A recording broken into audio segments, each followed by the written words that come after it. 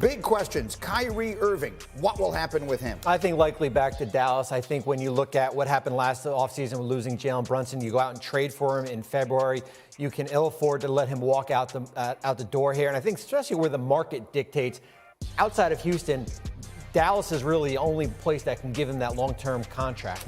Next up would be Fred VanVleet, a very attractive player. Where do we see him winding up? I think certainly he opted out of his contract in Toronto. There are teams out there. There's about 7 teams. Houston has $62 million. There are teams like Detroit, Indiana, San Antonio. The list goes on.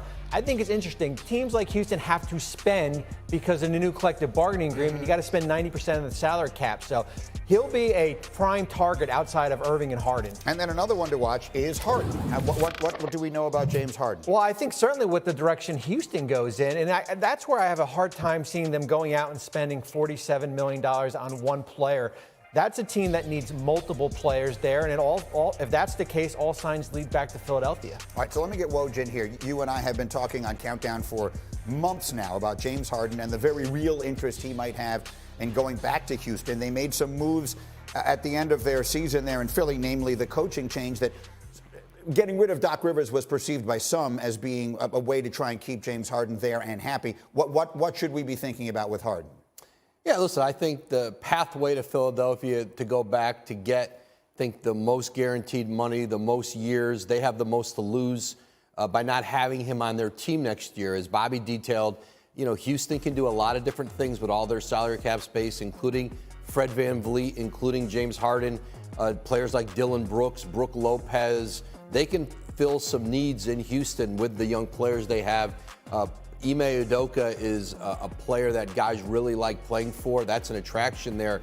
But Philadelphia needs to have James Harden back if they're going to try to contend in the East. They weren't far off last year. If Joel Embiid doesn't have that leg injury in the playoffs, they might very well beat Boston. And if they do, like, they may have very well ended up in the NBA Finals. Yeah. They weren't that far off.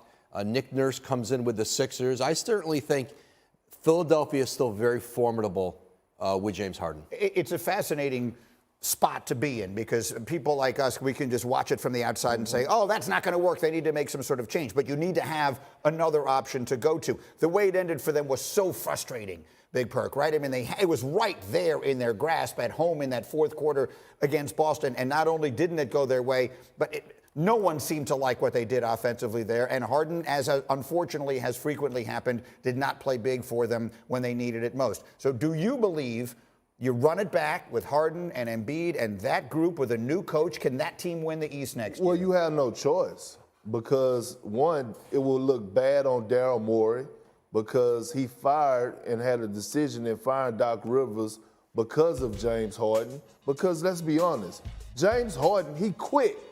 He quit in Game 7 on Doc Rivers to the point where Sam Cassell actually had to go to Doc and said, hey, man, get him out the game. And so you actually made this fire of firing Doc Rivers because of James Harden. You got to make it work, or it's a bad look. Joel Embiid didn't want Doc gone. Joel under Doc Rivers, 2-time scoring champ, league MVP. He didn't want Doc gone. It was because of James and his style of play. So if you're Daryl Morey, you have to bring James Harden back. And is that a team, I'll ask you again, if we look at the Celtics, they make the acquisition of Porzingis. We're going to talk about them in a minute. Milwaukee, if they bring their guys back. You got some other teams, Cleveland, whoever else you like in that Eastern Conference, and obviously the Heat. Can the Sixers, with the centerpieces of Harden and Embiid, win the Eastern Conference? Well, I think Miami woke the world up. And if you wasn't watching the Miami Heat this year, if you're like other teams that didn't make it far in the playoffs or didn't make the playoffs at all and saw that you could win by just having heart and putting pieces around guys, like Miami willed themselves to victory for just having heart and playing hard until all of a sudden they got outmatched by a more talented team in the Denver Nuggets. If I'm Philly, I'm looking at the Miami Heat and I'm like, I got better pieces, right? You'll take Joel Embiid over Bam Adebayo, right? You'll take Tyrese Maxey over a guy like Gabe Vincent or even a guy like Caleb Martin. So, yeah, they have the pieces to actually win. It's just about if they're going to want to do it. We talked about it offset about how Michael Porter Jr. and Jokic, how they upped their game when it mattered the most on the defensive side of things. Yeah. Nobody was looking at those guys like defenders, but in the postseason, when they got challenged and they wanted it, they stepped up to the plate. Final word, Woj. Listen, what you're seeing so many teams who believe they are close, they have a chance. You saw that, I think, in this postseason, that there's something of parity in the league. I think it's good for the league, and it allows teams like Philly to say, we're not going to try to take a step back. We're going to keep going for it. Look, there's two obvious pieces of evidence to that. One, we've had 5 different champions in the last 5 years. 2, we had play-in teams make long, deep play-in playoff runs this year, including one of them that went all the way to the NBA Finals. So we will see. Let me get to the Celtics here, because this was a trade that was made earlier in the week, and I found it fascinating. Celtics, Wizards, and Grizzlies have finalized a 3-team trade that sent Kristaps Porzingis to Boston, Marcus Smart to Memphis, and Tyus Jones to Washington. Porzingis coming off a career-high 23 points a game. We talked about it at great length yesterday. Zach Lowe had some concerns about this move for Boston. I have some questions about how this fit is going to work with the Celtics. Number one, I think Marcus Smart is the best passer on a team that does not have a lot of great passers in Boston. That's one of the reasons their crunch time offense has melted down. Number two, I love the fit of Porzingis as a stretch center. Who's closing games for them? Those are all questions. How does he fit into their defensive scheme? So Porzingis to Boston, as Tim Legler rejoins us here. It's a fascinating topic, because I've had such a wide disparity of opinion on this show since the trade happened. Legler, what word would you use to describe your reaction to the trade? Yeah, listen, I liked it. I did. I think the things felt a little bit stale in Boston. I think the biggest thing they're going to miss with Marcus Smart is his voice. There's no question that's very difficult to replace, because I don't think it's necessarily super vocal group. And he's the one guy whose voice resonates in the locker room and on the court. Obviously, defensive prowess. But Kristaps Porzingis finally stayed on the court long enough for us to see what he's capable of doing in the course of a regular season. And he's not just a one-end-of-the-floor guy, and he's not just a pick-and-pop three-point shooter. He takes a lot of threes. He's one of the better 7-foot-plus three-point shooters this league has seen. But he can do more than that, and he gives you other options and ways to run your offense as a guy that can operate in the post, shooting the ball with turnaround jump shots over certain matchups. He's also an elite-level rim protector. This is a great backline defender, so now you can play a bigger lineup without having to sacrifice everything offensively the way that you do when you have Robert Williams on the court. So I like the move for Boston. They were exposed last year in the playoffs a number of different ways over the course of 3 rounds. I think Kristaps Porzingis rejuvenates them coming off an incredibly disappointing end to their season. He likes it. Big perk. Why are you making that face? Because I hate it. Why do you hate it? Because all last year we kept talking about, including myself, everybody was talking about how Boston had the most complete team, which they did. And this is why you don't take, when you have an opportunity to win a championship, for granted, and you maximize it. That's one thing. The second thing is, after the Denver Nuggets won, they talked about how they had patience for us letting guys grow and letting Jamal Murray get healthy. Well, I mean, we're talking about a team that has been to multiple conference finals, that just went to the finals 2 years ago, and we're talking about the heart and soul of this team. Porzingis hasn't shown us nothing on the big stage, or even a stage at all when it comes to the postseason. So when I think about Marcus Smart and I think about the swag, I think this was a move that was made because Joe Mazzulla and Marcus Smart couldn't see eye to eye.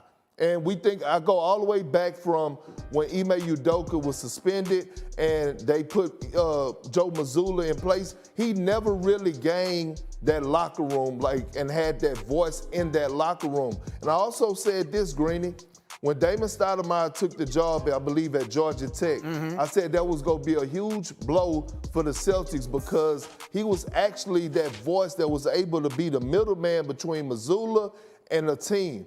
And what happened is, this had nothing to do with Marcus Smart and what he brought on the floor, but everything to do with him and Joe Mazzulla not seeing eye to eye. But I hate it.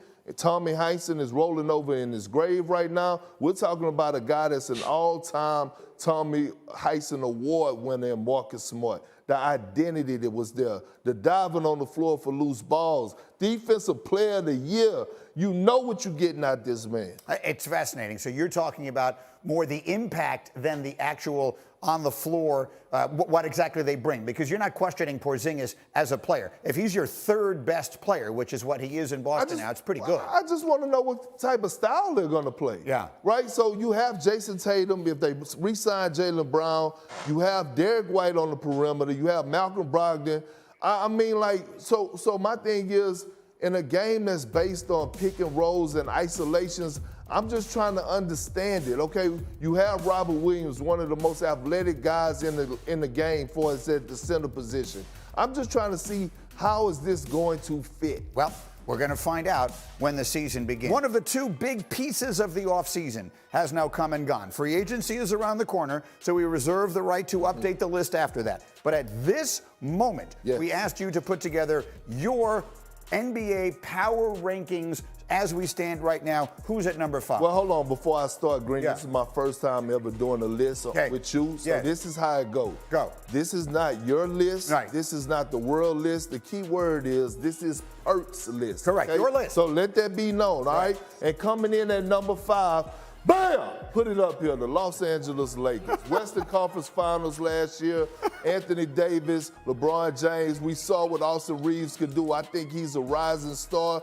Rui has found his niche, working out with Phil Handy every single day. Look, the Lakers are going to be back. They're going to have a full training camp together. I feel like they will add some veteran pieces. Coming at number 4, bam! Let's bring it up again. The Milwaukee Bucks, right? Hopefully they re-sign Chris Middleton and Brook Lopez, but you still got Giannis Antetokounmpo, one of the best players in the game today, if not the best player in the world. You have Drew Holiday still over there. Bobby Portis is locked in. One could say he was going to win 6 Man of the Year. I love the new coaching hire. Now we going to number 3. Bam! Here we go again. Number 3, the Sacramento Kings. Yes. We slept on them last year. I would not do it again this season. De'Aaron Fox is a rising young superstar in this game. Was the most clutch player in a crunch time. Sabonis, his numbers was ridiculous. He's going to continue to get better. Keegan Murray, first good rookie season. He's going to get better. Mike Brown has the culture. Greeny, help me out. Number 2, let me hear it. Bam! You got to do it with a little bit more emphasis. Bam! There we go. Here we go. The defending champs, the Nuggets. Why they at number 2? Because Bruce Brown just opted out. Right, they're going to have to pay him a bag. I know Jokic is the best player in the world right now. Jamal Murray's shown us what he's capable of doing on the big stage, and he did it in great fashion. But it's hard to keep a team together. I know Bruce Brown was talking about just y'all wanted one more year until that money come running. Here we go, number 1. Let me get it, Greeny. Bam!